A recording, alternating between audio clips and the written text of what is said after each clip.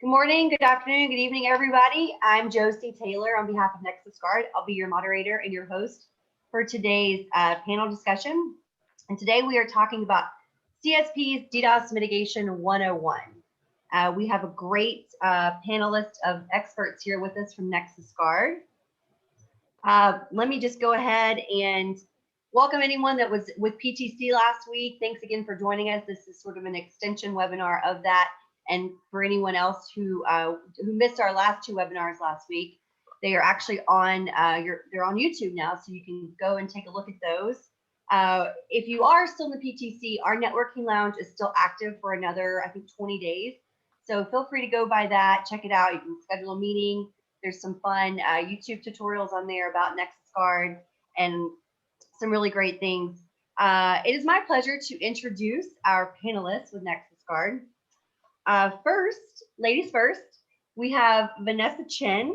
Vanessa is the Director of Professional Services and Security Operation.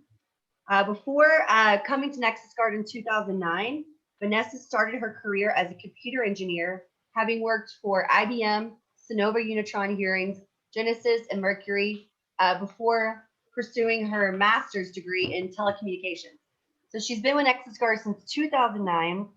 And while the company was in its very early startup stage, and now she's holding a position as the Director of Professional Services and Security Operations.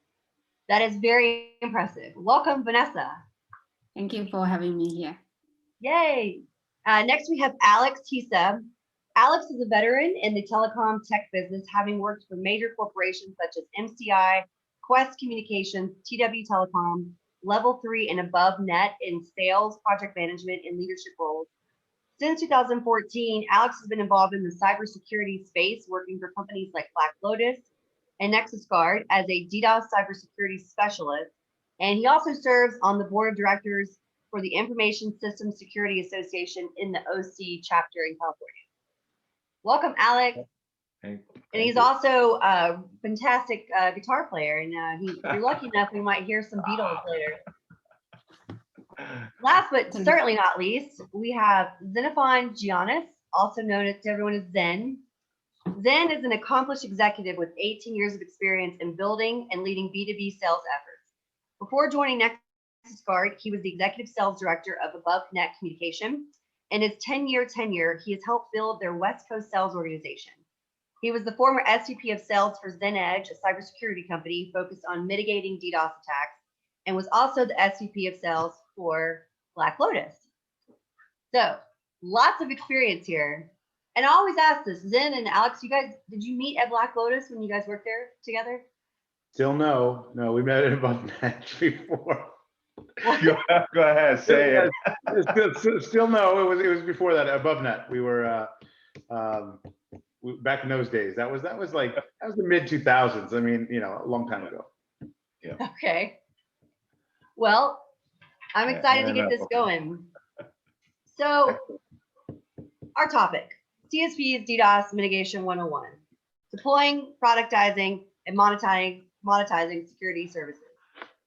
There's a lot going on in the world right now, especially last year with the pandemic. A lot of DDoS attacks happened. We saw, it was just a crazy year overall. What is the state of DDoS today? I know we hear a lot going on in the news, combined with, Nexusguard's threat reports from last year. Then I'll kickstart this off with you. Where are we? What have you seen in the world today as in the state of DDoS? What's going on? Well, it's a loaded question. It's getting crazy out there. What I usually do, so we put out a threat report every quarter. Obviously, if you listen to anybody in the industry or you read any news headline, DDoS are getting more, they're getting larger, and that is true, and that's been true for probably since they started. But what we notice is what we're noticing is not only are they getting larger, but they're getting and more frequent, which I think the more frequent is probably more dangerous than the larger, because larger doesn't necessarily mean worse. And so what we're seeing is if we now look through the news, you can see actual carnage of what's happening with these different vectors of DDoS attacks and how they're being used. So some of the things that we like to do is kind of point out the topics of today's headlines and kind of apply that to our threat reports and what we're seeing, so that it kind of gives it a real world example. One that I usually start with, like we just started with, this is new. This is about 2 weeks old now. So as you guys know, Parler got taken down because of violations of Apple Store, whatever, because they just wanted to stop them. There was also a little cousin of Parler, which was called Wimkin, also another a wannabe Parler. One day that was still active. They were taken down a couple days later by Apple, and I think also the Google Store, and immediately they got a massive DDoS attack from their own users, and most likely because their users thought that they were being censored rather than that the whole platform got disallowed. So that shows how sometimes the motivation for a DDoS attack has nothing to do with money or like extortion or whatever it is. Sometimes it's just people are pissed off, right? Yeah. And they're trying to make a point, so they're going to teach you a lesson or whatever. So that specifically happens. You see that a lot. You see that with political campaigns. I'm fairly certain that the folks that were protecting both Biden and Trump's websites were very busy the last 6 months. Because the levels of attacks were probably ridiculous. So that's one. And then they're also seeing a rise, like what we've also noticed is, in general, you're seeing a rise in DDoS attacks being used to extort companies for ransom. Now, that's not anything special with DDoS attacks. It's either ransomware, which where they try to encrypt all your documents, and then they want money, or else they won't release it. DDoS is the same way. If they think that you will lose money by not being online, they will threaten, and they're using it. So it's more like it's basically a stick up, but the gun in this situation is a DDoS attack. And they'll ask for, with Bitcoin at $30,000 a coin, they'll ask for 2, 3, 4 Bitcoins, however many they think they can get out of you, and then otherwise they'll threaten the attack. So so that is on the rise, though, where you're seeing more and more people, companies in general, kind of out of the blue, being harassed for because you'll see ransom down as low as 5K, a couple thousand, right? So obviously those are just kids with a little botnet they bought online. So right. And we talked about a couple weeks ago, the big headline where Nexusguard was featured in a couple news outlets was just gaming, and also people gaming at home. They have a lot of free time in the last year, and gaming has just become a big hotbed for DDoS attacks. And I think Alex mentioned you guys get calls all the time about people trying to DDoS their own homes. Yeah, they do. We get calls from kids, gamers, that they're getting DDoS by an opponent, so they call us. Unfortunately, we don't really service the residential users, but we always encourage them to talk to their ISPs to make sure that they can be taken care of. Or go get mommy's credit card and come back to us. I don't have any money, but my server's down. So then, why do you think that the gaming outlet has become such a big hotbed in the last year? Well, this was one of the centers of our threat report, I believe, Q2. With COVID, with COVID, with the shutdowns everywhere, what do you have for entertainment as a whole, right? Can't go to the bars, can't go to the movies, can't go to a restaurant, can't go to the club. So what do you got? You got gaming and and online stuff, and you can only Facebook chat so long before you get bored. You might be able to TikTok, but even that was being threatened to be shut down. So you got online gaming industry, and as I recall, I think you've been getting into it this last few months. So what are you? Are you a Soldier of Fortune? Which game is yours? Call of Duty. Call of Duty. There you go. You got the glove and the helmet and the glasses, right? Yes, I have all the things. The glove. Yeah. What? So what they're seeing is, okay, so in the past, people would always thought like, oh, gaming is just for fun and gambling is where the money is. And, Nexusguard for a long time, we started protecting the gambling sites because, that in the early days, they were one of the big ones that were getting attacked all the time and making a lot of money. But what you see now, like if you wanted to compare industries, the gambling industry is about 59 billion industry total, like money going across. And currently, by the end of this year, we think that it's estimated that it'll be 159 billion dollar market value for all online games, not gaming. So Right. when you're talking about not gambling, so when you're talking about how is it getting so big? Well, a lot of these games have tournaments. So you have tournament play, you have ranked scores, they call it esports. You have actual professional teams, just like football or basketball, NBA, and this is like actually a new investment, vehicle where you can invest. There's colleges that have League of Legends teams. Right. And so in the same vein, if I want to, so let's say, what do they call it? Which stadium is it where they say they have the 12th man is the stadium with all the people screaming, trying to get the is that Seattle where they want to get the quarterback so he can't think? Well, the 12th man in an e-game is the guy trying to DDoS the other team from getting into the game so their team can win, and then they win the jackpot and the prize. So because if the other guys can't play or they freeze up during the game, then they win. And you'll see that people, it's one thing to DDoS somebody at home because you're just taking out the little router. To DDoS an entire game that Sony or EA or somebody has put together, like the platform, and they've got the all the money into it, and take that out in the middle of a tournament that's got $1 million prize. That's pretty ballsy. And what you're seeing is that's happening a lot. And then you're also seeing, but like it's not just the Super Bowl. Let's say that if that would be the Super Bowl, you'd have also these smaller little matches and tournaments and all throughout the internet. So there's money within it, right? I believe you can even do like a fantasy team of your own with esports teams.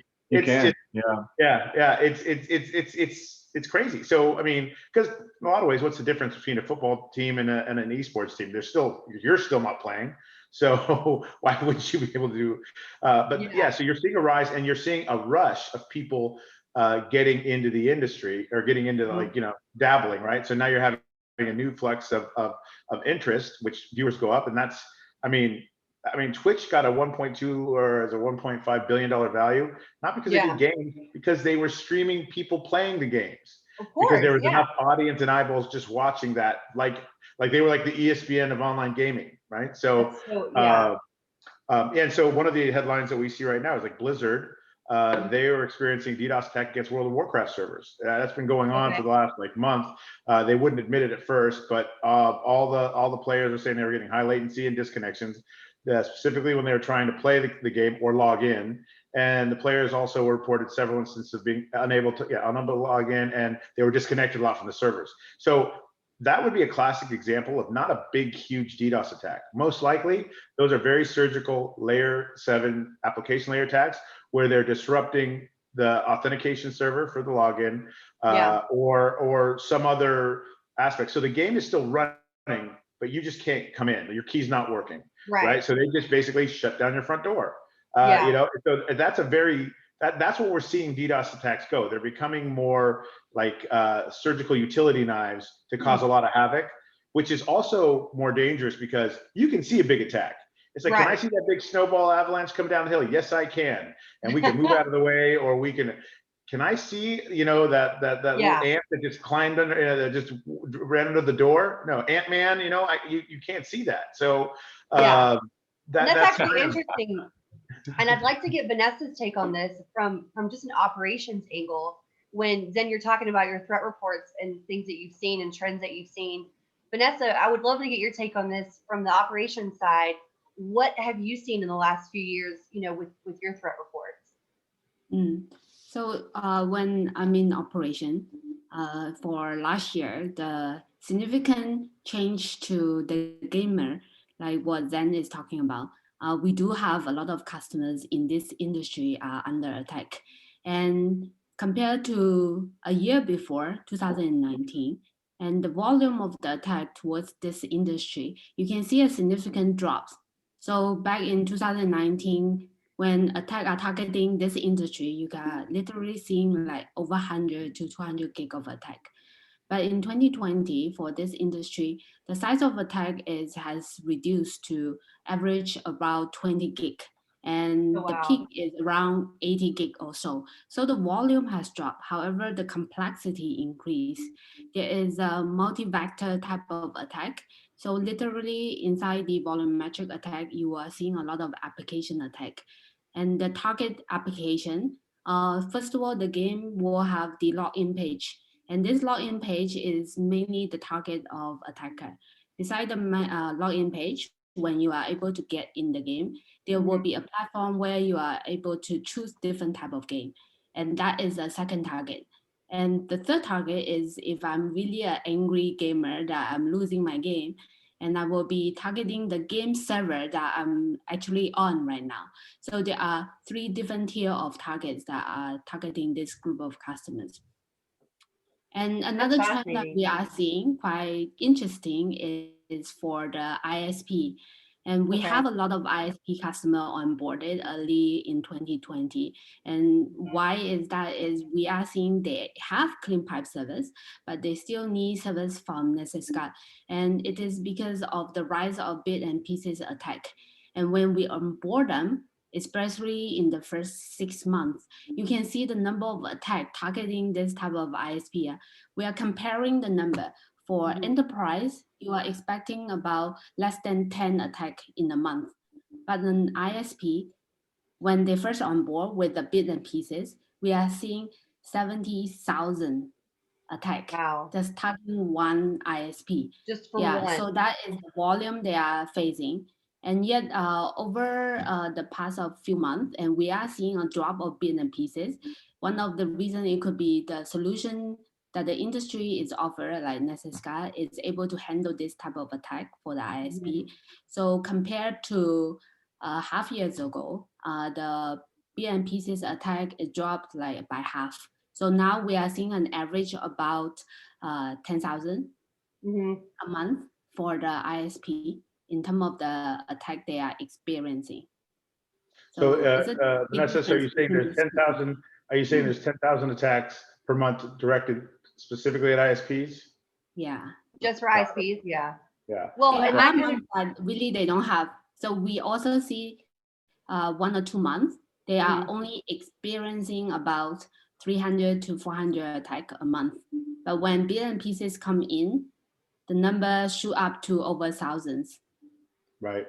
Yeah. Well, I mean, you know, one of the other threat reports that we talked, not so much ours, but this is like a global study. They say that there was like 8.4 million DDoS attacks globally last year alone. That equates to about 23,000 attacks per day somewhere in the world, about 16 every minute. I mean, that's whether they're the smallest or the largest, but I mean, that's how often somebody is a target. And that's on the rise, right? So that's what's going up. So what, you know, and within our circle for the ISPs, we're seeing, like you said, the 10,000, was that per day, per month? Per day, per month. A month.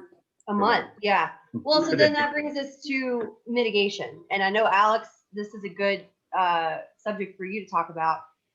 In terms of, you know, all these attacks now that we're seeing, you know, like Vanessa on the ops side, you know, what we're seeing on ISPs monthly, the bits and pieces attacks. What are the different methods to mitigate these attacks? When we start talking about mitigation and different ways to do this, what are your thoughts on this? Where do people go in terms of mitigation? What would you say are the big trends for mitigation? Sure.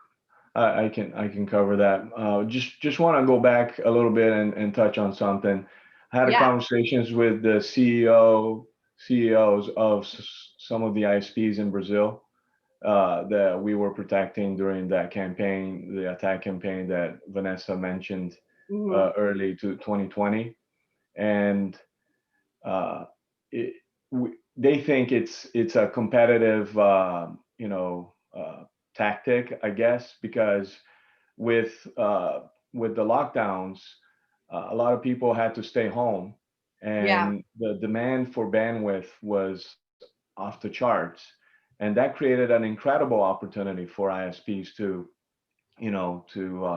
vie for position and gain more customers and provide better service.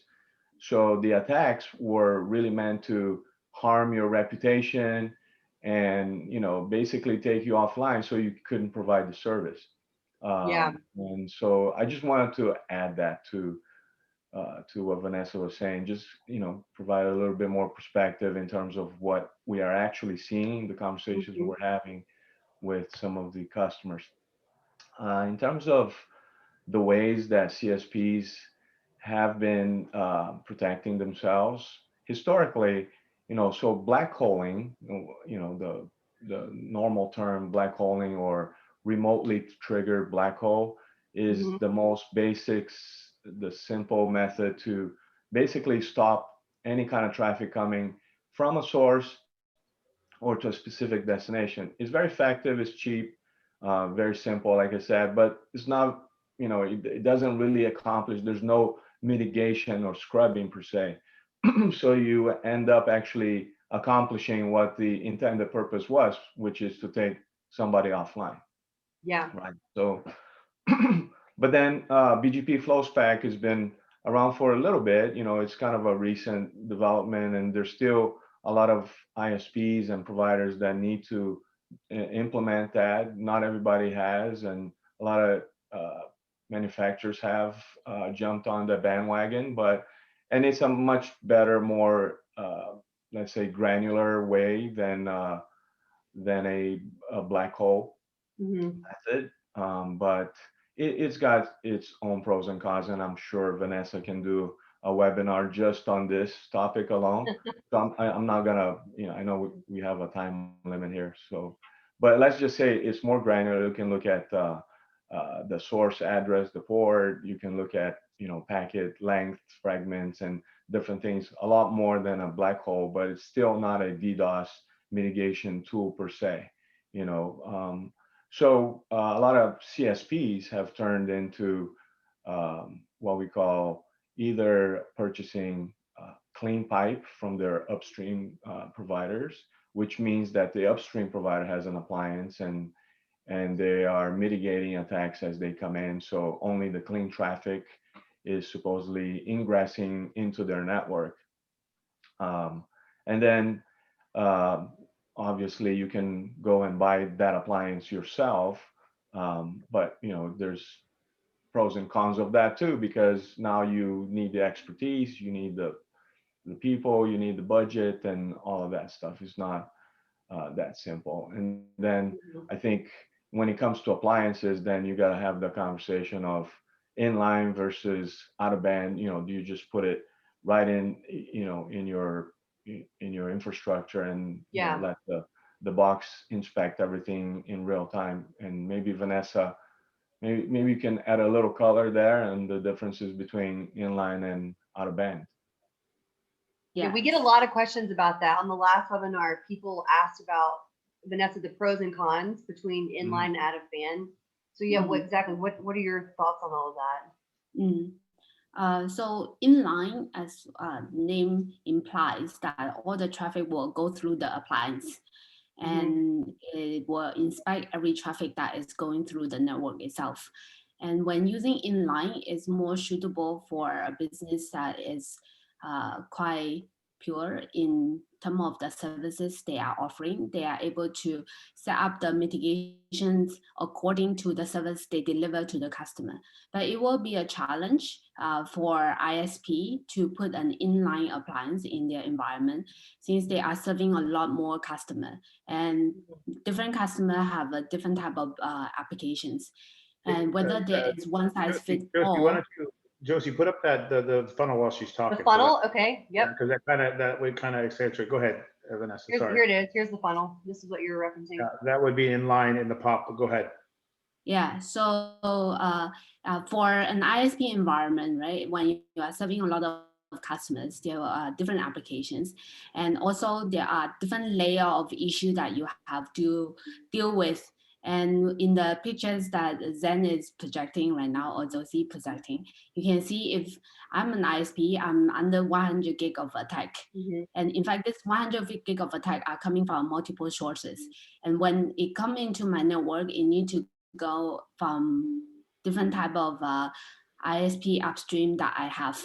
And with that, I have my border router maybe dropping some of the attack. And if I put my inline appliance in front of the border router, meaning that inline appliance must be able to handle this 100 gig. But if it doesn't have this capacity, right, you push the appliance a bit further. Hopefully the border router is able to drop some of the attack based on the filter that you apply. And moving downward, that is where you will be facing your challenge with other type of issue. Let's say the border router dropped the attack, and now you only have 40 gig. But with this 40 gig, beside the complexity of setting up the mitigation profile for different type of customers, you will also face the challenge of the packet per second. So all of these are the issues that you will be dealing with as an ISP when you are using an inline appliance. And compared to inline, the off-ramp model, it will activate the protection when it's needed. So it will not force the traffic go through the appliance if there's no attack detected. And only the IP that are really under attack, its traffic will be diverted into the appliance for mitigation. So it addresses some of the capacity issues, and it will also address the multiple profile challenges that an ISP will face for different type of customers. And you activate it only when you need it. So for an ISP environment, like Nexusguard as a provider in operation, I definitely will go for the off-ramp model. Oh, really? Okay. Yeah. And because if it's inline, I will be asking, oh, does the inline provide significant enough information for my operation member to analyze if I block a customer's traffic? Do I have the data to verify which IP has been blocked, which policy has blocked it, and is it a false positive? And do I need to fine tune the profile for the customers and so on? So it means that there is a lot of storage required from this inline appliance, and log must be thorough enough that I'm able to deep dive into every single blocking action that is taking place by the inline appliance itself. Yeah. So for me, I will be going out for the off-ramp model itself. Well, that's interesting because Zen, we talked about this last time as well when we talk about the DIY hybrid versus the true hybrid, and some of the things that you guys see when people try to do the DIY version, and then now you hear from Vanessa, you know, from the operations angle, which one she would choose. Like, what have you seen with DIY versus true hybrid? Well, I mean, you guys offer true hybrid. It all depends on what you're trying to do, right? Yeah. So I mean, what is your, and this is something we ask customers all the time. What is your outcome? What do you want? Do you want to mitigate attacks? Do you want to just keep your network up? Do you want to keep a bunch of customers happy? What is your, you know, what's your goal? And if your goal is just to keep the network up, you don't need any of this. Just no routing is fine, right? I mean, a customer will have an outage, but that's not your goal. Your goal is to keep the network up. So if that's what you want, you know, so you got to know what you want. If you want to be like, so if you have a customer, let's say like Bank of America, well, they can never go down because the amount of consumer confidence is too huge. So they'll pay any amount, and not any amount, but they'll pay quite a bit. I know they're paying quite a bit for DDoS, and now they actually have two providers because they want to have a backup, so that when you go to the login page of online banking, it is always up, whether an attack is coming or not. And so, you know, that's the point. So, you know, what are you preparing for? Are you preparing for that? Are you preparing for, you know, just a smaller, like, you know, e-commerce customer? Because, you know, as we're saying in our threat report, you know, a lot of the attacks are actually getting smaller on average in size. You still get the big ones, but you're seeing like reflection attacks, and you're seeing like the bits and pieces attack. One of the things that it does is it actually is a smaller amount per IP, so it's not detected, and it sprays it across a larger range of IP numbers. Because what it's doing is there might be a specific victim But what it's doing is there's collateral damage. So they're like, okay, you're the victim, but I'm not going to let people know that you're the victim. So I'm going to just going to hit, random other IPs within this whole set while I'm teeing off on you, so that the ISP doesn't know who I'm going after, right? And which causes more havoc to the ISP. So in that scenario, it still could be like a 50, 100, 80, 100 gig attack, but it's just done in smaller pieces. So in that scenario, this box, if you only have a 40 gig pipe with a 100 gig box, well, the 100 gig box will never do 100 gigs of mitigation because it can't, because the upstream won't allow it. So either you have to add more upstream, or you have to get something to offload the traffic, right? So if you say DIY, it's not really DIY, it's just how do you want to do it? Like, so if you've already got a box, let's say you bought a hardware box. Most hardware providers don't have an efficient cloud, that you can use. So you're either gonna have to buy another party, a third-party cloud, maybe us, maybe someone else, or a lot of ISPs will give you like a clean pipe cloud. So if you're buying bandwidth from them, they'll say it's clean. That you at least can then, when you say offload, you just mean offload it from your POP. Like you don't want the DDoS stack coming close to your home base anyway, right? So if it gets there, great, have a box there. Have it so it can detect and whatever.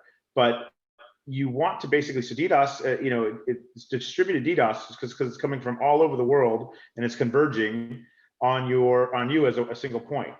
You don't want it to converge. It's like this, it's like that snowball analogy. You want the snowball to disintegrate apart. You don't want it to keep getting bigger and get more powerful, right? So when you go to a cloud-based solution, or you offload, you're having somebody with several scrubbing centers around the world. We have 9 that we use primarily. We start announcing immediately. So now we have some in Asia, we have some in Europe, we have some in the US. If an attack comes and you have some botnets, in our botnet report, you'll see that China has a lot coming. You'll have India, Asia. You'll have Turkey at one point was like a big provider of DDoS. Northern Africa, because you have a lot of compromised machines there, and the US. So if you're announcing from all those places, those botnets are going to get sucked into the nearest like sinkhole, which is our scrubbing center, and then the clean traffic come through. And then what hits your POP is going to be probably way less, because it's going to be more regional or local, and it's not going to overload it. So then your box will do just fine handling what's coming local while the network is handling it. And the reason we call the Nexusguard version true hybrid is because the box that we put in it's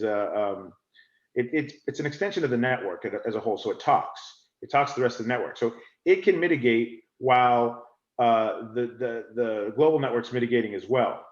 Now that's different than in most scenarios. Most scenarios, if you hit the button and go to announce globally, the box is no longer in play.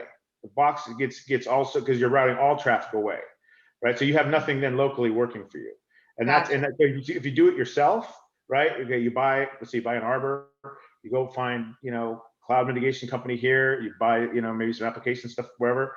None of that talks to each other. It's not meant to work together, right? It's meant for you to use it, but you have to know how to use it. You have to build. You have to build the way so it talks.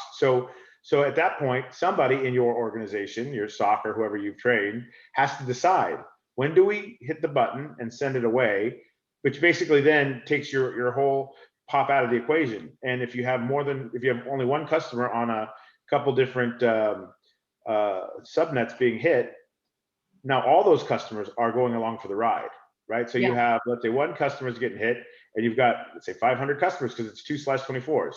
Well, you got up to almost 400 and whatever other customers that are going for a ride to the nearest scrubbing center and then coming back on the clean traffic once the stuff's being mitigated. So that and those are like wartime decisions. So that's the issue, right? How often do you detect? How good are you at that? And is it still going to meet your goal? So that's why a lot of times you'll see people either choose one or the other, right? That's why this is the big question. Do I do online, or do I do cloud-based, or do I do inline? And the answer is you do. It depends on what you need. Both will work. We say you use both, and that's the best solution, right? Because that way it covers you on both sides. You know, and even within that, you know, we're right at this point, we're only talking about layer 3, 4. If you've got specific customers that have application needs, that's a whole other solution. That's kind of like a reverse proxy inline that has to be done, you know, kind of, you know, if you get a multi-vector attack where part of it's layer 3, 4 and part of it's layer 7, well, then that's a whole nother mitigation strategy as well, right? So, Are you getting know, some questions coming in, and I just want to point out, just as a little housekeeping note, I will definitely get to the Q&A at the end. Once we get through everything, these guys definitely want to answer your questions. So this is all really great points. We're talking about true hybrid inline versus out of band, and that actually brings us to, you know, now that we know DDoS attacks are getting worse, why should CSPs be looking into productizing and monetizing? I think I want to jump to that because that's actually a good point that brings us to the next. We're talking about productization and monetization, and I'll actually throw this one to Alex. Why should CSPs be looking at productizing or monetizing DDoS? Sure. So I think a lot of CSPs naturally look at DDoS, a DDoS purchase as more of a reactive, I just need to defend my network and keep it up and running. And I think you see that even with an Amazon. You know, if you're an Amazon customer, you know that they're going to protect their infrastructure from being taken down by a single customer. If you are that customer that's getting attacked, too bad, you're going to get blackholed.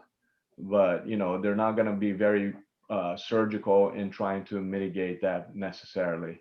And I think that is true also for CSPs because some of them rely on clean pipe, which is a protected IP transit from their upstream providers that may have an appliance in their infrastructure.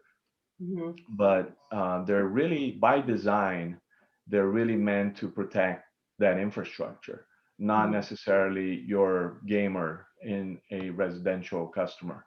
You know, so it's, and this is the reason why we get pulled into some of these markets and ISPs that need help, right? So they need a little bit more surgical help. So I think that's one challenge that now they're looking at, okay, I do need to get my own, I need to be more precise in my mitigation. And I think, you know, I was part of a forum in the Brazilian ISP market. And one of the biggest problems, which is true there as it is here, is that they're looking at their average revenue per unit or price per meg, if you will, and it's decreasing at a rate of 10, 15, 20% every year. Back in the day, Zen and I were selling IP access, you know, DS3s, 45 megs for $45,000. I don't know if anybody on the call can relate to this, but I actually sold a DS3 for $45,000. At home, I get a 500 meg today on fiber optic medium, and it's $50 a month. You know, so the price per meg has definitely decreased. So in that forum in Brazil, they were talking about what can we do to replace that diminishing, you know, margin and revenue that's basically there's attrition every year without doing anything. Pricing is going down and down and down. It's kind of like the way of long distance rates, right? It's free now. So they're looking at things like cybersecurity and SD-WAN, SASE, and all these things. So that is definitely one of the reasons why, you know, productizing cybersecurity or DDoS for that matter would be definitely a good option, because DDoS, as we've covered so far, is here to stay. It's getting worse. It's getting very surgical. So if you have a tool that you can provide that has a dashboard for every one of your downstream customers, I think that would be very attractive. It will increase your ARPU. It will increase your price per meg, if you will, and then you can mitigate that, you know, that decrease in pricing. Vanessa, I want to talk to you a little bit about the SOC, because you, from an operations perspective, have, you know, a bird's eye view of the SOC. Can you talk to us a little bit about, from the operations side, the SOC and your involvement and what goes on? Yeah, sure. So when Alex is talking about productizations from the SOC angle, Yeah. we are looking at dealing with DDoS attack from different angle, because to us DDoS attack is like a virus, right? It keeps evolving, and attacker never stop finding a new loophole in the protocol or the mitigation. And so to deal with DDoS attack problem, and when the company decide that they need to productize it, they need to have the right technology, that is the mitigation platform, to allow the operation to handle the attack more automatically and more efficiently. And they also need the people, which is the SOC member, and have a SOC member operating 24/7 and have sufficient enough of manpower to allow them also take leave and taking care of incidents that they need to lengthen their working hour just to deal with the attack nonstop. Yeah. And also need to have the infrastructure, which is the bandwidth, right? So earlier we talked about DIY, hybrid, and true hybrid model, and so on. So if I have a true hybrid model, is where I have an extension of my POP to allow me to absorb larger attack, that definitely come in handy for operation. So productization in this area, if the company decide to go ahead with this direction, all these three area needed to be taken care of, and better to find a solution provider that can offer all these three angles. Yeah. Zen, what are your thoughts on all of this in terms of productization and monetization? Well, I think most CSPs don't have a choice, because back in the day when we were at AboveNet, when I started at AboveNet in 2003, they didn't our DDoS strategy was black hole, keep the network up, black hole. There wasn't even DDoS devices back then. Arbor only sold peak flow, which was network monitoring, and then they got into DDoS. So as well, there wasn't a solution, right? There was just scrubbing centers, but they but early as it versus where we are in and at that time, DDoS attacks, a big DDoS attack was 1 gig. I mean, so it was, it's gotten as it's evolved, but here's the difference. As Vanessa was saying, the attackers have gotten smarter. The botnets, I mean, now there's, why compromise a bunch of machines on your own when you can just go run a botnet, right? So because before, to do a DDoS attack, you had to go and hack into the machines yourself and then use them to send the attack. Now you can just go rent somebody that has compromised thousands of machines that are like, that's why they call them the botnet or the zombie network, where they could basically at any point in time tell those machines to wake up and start sending traffic. And so to this location, they can be triggered from a tweet, right? So that these guys, it's all anonymous, nobody knows what's going on, but these bots are sitting there waiting for instructions from a tweet. So, that said, it's becoming easier. It's and every time, so you have the uneducated small people that are just doing it, that are, they can rent it, their kids, whatever they are. And then you have the geniuses that are in this. These are the ones that are like basically like the bits and pieces attack we're talking about. They know exactly how Arbor detects attacks, and they specifically geared the attack to behave in a manner that will not trigger an alert. So if they know the threshold's 100 megs, they send 90 per IP number, right? So that's it. So the days of being able to say as an ISP, well, we just want to keep the network protected. We don't want to worry about the customers. You can go that route, which means you've made a decision, right? It means you're not going to monetize, but you are doing it. So you're doing it as a loss leader, because most customers are expecting that your network is DDoS resilient, meaning that it will be up. If they don't get attacked, not their problem, your problem to keep me up. I don't care what my neighbor's doing, right? So so that's already, you already have to do that. And then and they're not going to buy the whole, well, we had an outage, too bad. So that's that. And now the customers are coming to you and saying, okay, I'm getting attacked. you need to protect me specifically. Now the Yeah. ISP can say, well, we don't do that. So here's a perfect example is, what are they called? What's the name of the, is it Rack, Alex, the big hosting company now that does, Rackspace? No. Rackspace, yeah, Rackspace, yeah, where they have like fanatical support. Those guys, Yeah. their deal was they were protecting the network. They would buy some Arbor. They, up until about 2 years ago, they would say, okay, the network is protected up to 3 gigs of DDoS attack. So if there's an attack or you get attacked, 3 gig, we'll cover it. Anything over that, we're not a DDoS mitigator. Go find yourself your own protection, right? Right. Well, that tune has changed.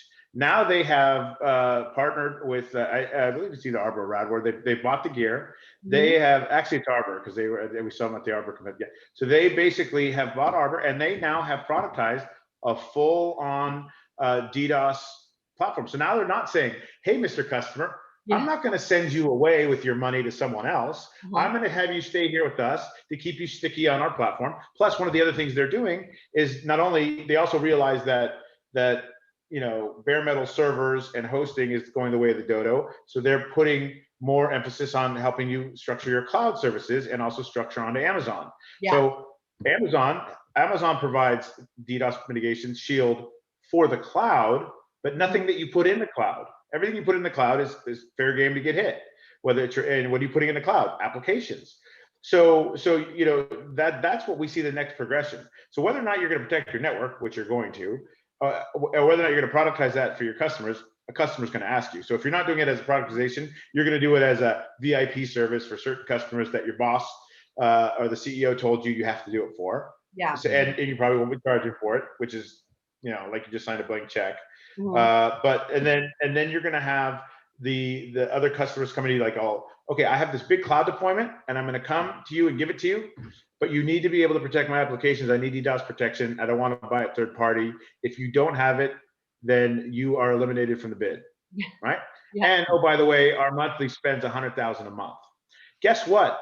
You're doing cloud DDoS because your boss is going to tell you, your CEO has told you that that's what you have to do. So whether or not you want to productize it, you will. Right. You're productizing it, whether it's a one-off, like duct tape it in the back corner, or you strategize and try to do it. And I say this because we've seen it happen quite a few times where they don't think about it, and then all of a sudden a customer that they've had year over year says, I'd like to renew, but I need DDoS mitigation. If you can't, I have to put this out to bid. So now they're going to lose embedded revenue. That they would go to sleep at night thinking like, well, at least I got those guys. And that's where it's changing, right? So like I said, you don't have a choice. You either have to decide that you're going to do it or you're going to do it, but it's not going to be done very well. Right. But and I consider that a stopgap on your way to losing that customer anyway, because so you're not really focusing on that service, and now the customer is happy to a point, but then the new threat comes out because there's some newer technology that hasn't been there and you haven't brought yourself to that point. So now you're completely, you're not relevant in that space, and you're forcing your client to go to a third party to get the DDoS, whether they stay with you for the ISP.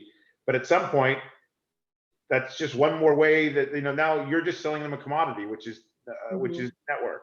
And then they need all these other services, and they're going to get them somewhere else because it'll be cheaper for them to get it all bundled from your competitor, and then either you're going to sell your business or whatever it is. I mean, this is what happens when companies become obsolete because they don't flow with technology, right? And I think a lot of our customers right now, they're very worried about this. I mean, I see small regional ISPs all over the place. They are rushing to add services.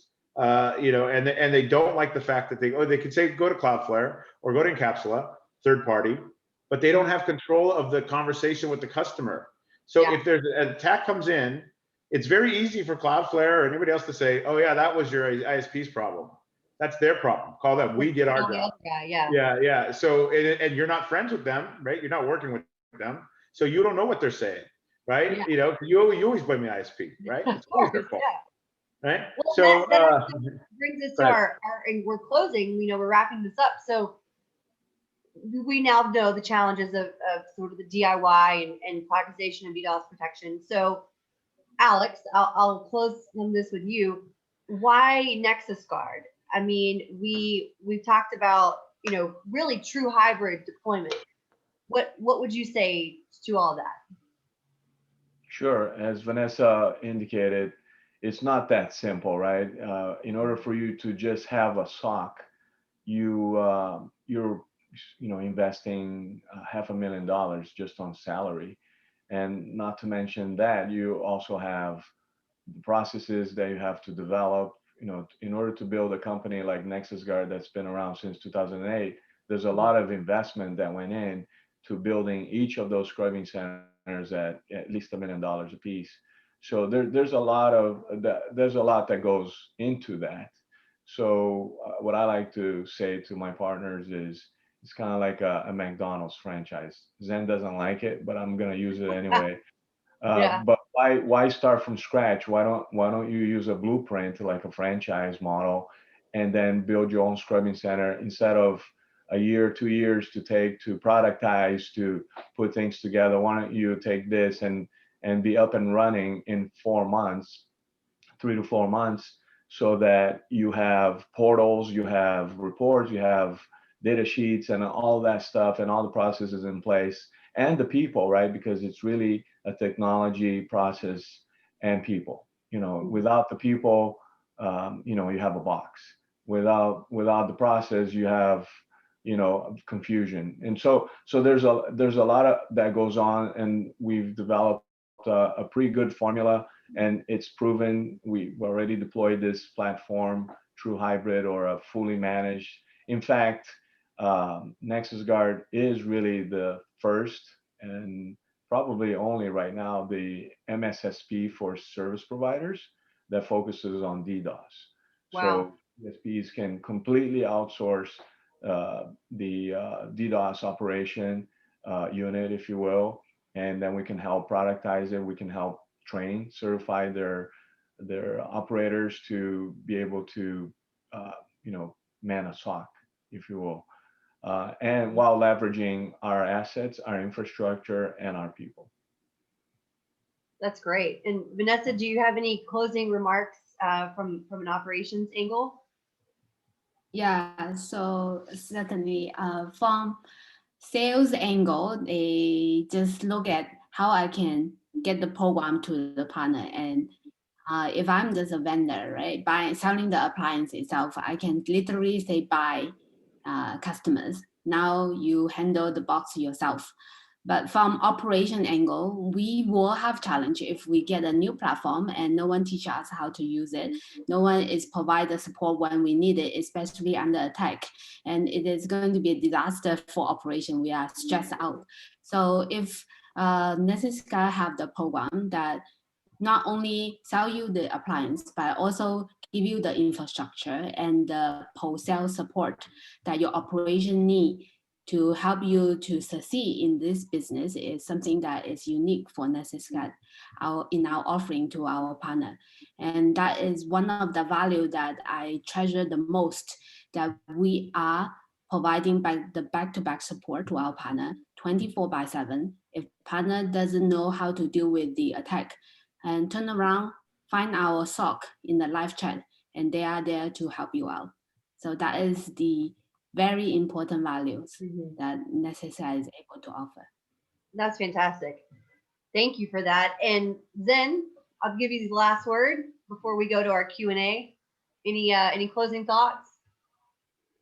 No, I mean, it's a unique situation we're in right now, right? We're having massive growth in this pandemic has really taken how people use the internet as an essential part of their work life and daily life and everything else. And it's not going to go back to, I mean, there'll still be travel, there'll still be this, but I think virtualization is going to be, like, I think there will never be a Black Friday like you've seen in the past now with Amazon Black Friday and everything else. So that said, there's going to be threats, and the number one thing that we see is if you do a search on Google and just look at all these providers, the big ones, what have they been acquiring? They've been acquiring application protection companies, right? They're not buying DDoS companies or hardware. They're buying, stuff to protect their clouds, stuff to protect their applications or their customers' applications.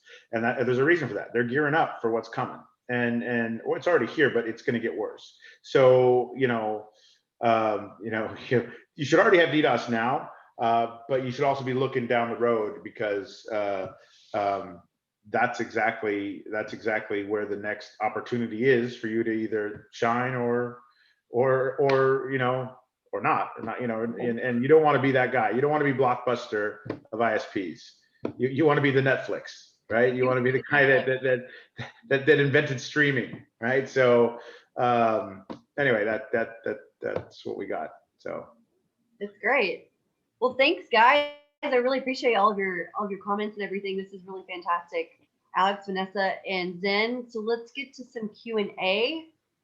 We have a couple of questions. Let me just go ahead and stop share this so I can get to the questions here. Okay, here we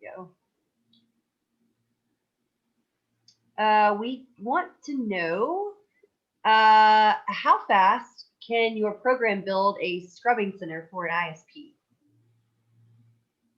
I guess, Vanessa, would that be an operations question? Or what, I can, yeah. So Nexusguard, when we build this TAP program, we look at the speed to the market. So to get the speed into the market, we must have a standard model that we can power up an ISP in a very short period of time. So we are able to do this within 90 days.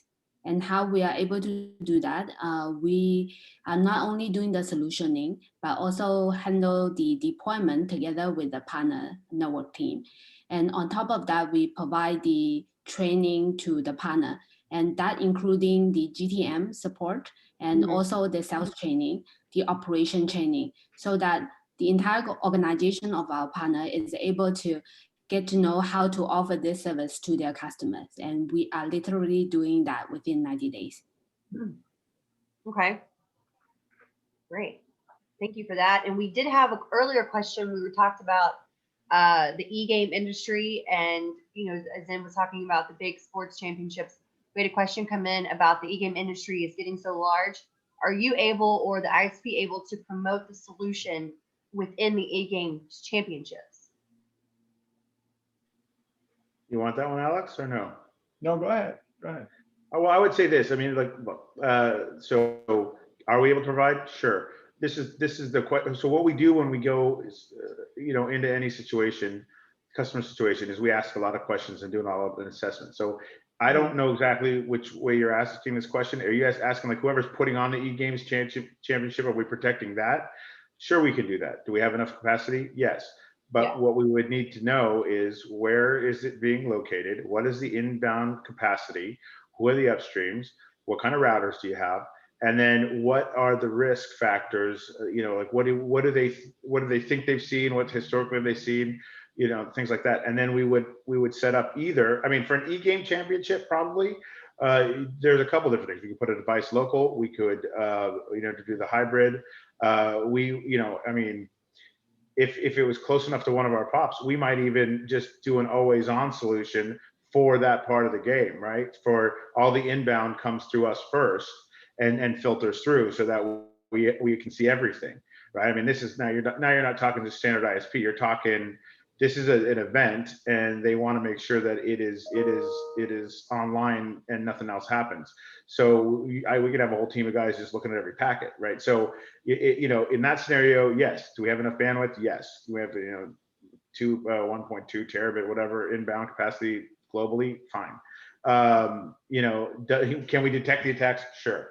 But I mean, what is getting hit? Are you talking about end users getting hit? That's a little harder. We most likely won't be able to protect end users trying to log into the game if they're being identified and hit, or home users. Like Vanessa was saying, like they can actually see the server that they're on and be attacked at that level. I don't know. So all those the assessment has to be done on what we are protecting, because that has to be defined as well. Like, what is being protected? What Right. is the risk to that? Because then we can run a you know, an assessment and all the weak points and all this, and then come up with a solution, and then we would test it. So the size of the games, not that big a deal. I mean, there's a finite amount of bandwidth that goes through that server, through that event, and that's a known quantity. Otherwise, they wouldn't be able to buy enough to run the, you know, they'd always be running out. So they know what they need. So they know what the clean traffic is. So we can come up with a solution, right? I mean, it's just, but here's the thing that we always recommend. Do it proactively, not reactively. If you call us and you're under attack and you're down, don't expect a miracle, right? Like, you're not going to get us to like magically make the DDoS go away. Now we're having to go through and do setup that we should have done in peacetime to get you up and running, you know, to get us in there, to get in front of them, to, you know, which is, it's harder to do. So answer is, we have no problem. Vanessa, didn't we do some e-gaming like with Sonet or whatever? Didn't we do something like that? Yeah, we do have. So we have partners that are focusing on offering services, transit service for gaming customers, the online game, mobile games, and we have customers that are protected via our partner and using Nexusguard technology and leveraging on our cloud. And for the protection, really like what Zen said, is best to set up the protection during peacetime. Because as I earlier mentioned, in the applications of the game, there are the login page, right? There are the main page where the gamer can choose different type of game, and there is also the game server. So the setup of the protection for various type of asset will require different type of profile. And the profile best is to be fine-tuned using the baselining. The baseline we will inspect what are the ports that are opened and what are the amount of traffic that are going into each type of services and what are the protocols. And all of this will contribute to how good the mitigation policy is when it comes to attack. So I'll just add this though. Yeah. I think an ISP would have the opportunity to service, let's say, a e-games championship event, or to gain more residential customers if they can promote. If I'm answering the question right for that question, is if they have the tools in their bag, right? So if they have their own scrubbing center, for example, localized that they control, and they can be very surgical in detecting and mitigating these type of attacks, not only from the users, the gamer, the residential customer, but also for the event itself, then yeah, I think they can promote their ISP service to that community. I think it's important to invest in that technology in order for you to be able to do that. So I hope that answers it too. Yeah, that's fantastic. And we do have one more question that just came in. How do you distribute or force to distribute the attack across multiple mitigation centers? Okay, I take that. Yeah. So it's now will be questions. So for the distribution of the attack for the /24, there are two methods that we are using, and one of the method is the Bgp Anycast. And using the Bgp Anycast, you are literally announcing this IP /24 to all of your upstream and through all the scrubbing center. So the end users will be choosing the best route. They can see from their service provider routing table, and that is where the traffic will be distributed. We do have an experience back in 2019. We have a customer base in Europe. Their end users are also in Europe. However, the attack source are not coming from Europe. And the way that we segregating the attack to different type of scrubbing center is using the Bgp Anycast model. But Bgp Anycast will also have some short form, and it may causes that the traffic are also landing in the Europe hub where the users are. So there are certain manipulation you will need to look in, and by looking at the preferred route from the upstreams of the end user itself. So you take a look at, for example, the users in UK is preferring Telia Sonera, and your announcement of this /24, is it preferred into your Europop or not? And you will need to do this type of verification. This is one of the methods. And there is another method that we use that is only applicable for application protection if you have a website and you are able to use geolocation, load balancing, domain services. Then you can use the services that we offer is based on the DNS. We assign a CNAME to our customers and map to their website. And this CNAME can based on the source where the end users are to resolve to IP that are corresponding to the closest scrubbing center that the end users are close to. So this is the DNS geolocation load balancing method. So those are the two methods that we use for the traffic distribution across multiple scrubbing centers. Fantastic. Thank you for that answer. That definitely answers his question. So that is all the live Q&A that we had. So I think we will wrap it up. I want to thank Alex, Vanessa, and Zen for being here with us today. For anyone listening, if you guys have any questions, you can reach out, schedule a meeting. These guys would be more than happy to talk to you. And then for anyone that was with PTC, our networking lounge is still active, and we'll be doing more of these. So stay tuned. Don't forget the trivia. The next one, Alex may have his guitar out. So don't forget there'll be more trivia nights too. We don't know when. More trivia nights. We had a really great success with our first one. We gave out an iPad. So yeah, we'll be doing more things like that with raffles, and yeah, it'll be a lot of fun. So on behalf of Nexusguard, I'm Josie Taylor. Thank you guys so much for being here. Then Vanessa, it's so great to have a woman's perspective within the SOC, and that's tremendous what you're doing. It's amazing work. So thank you guys. And Alex, you guys are rock stars. So we'll see you next time. Yeah. Thank you guys. You. Bye. Bye. Have a good day. Bye.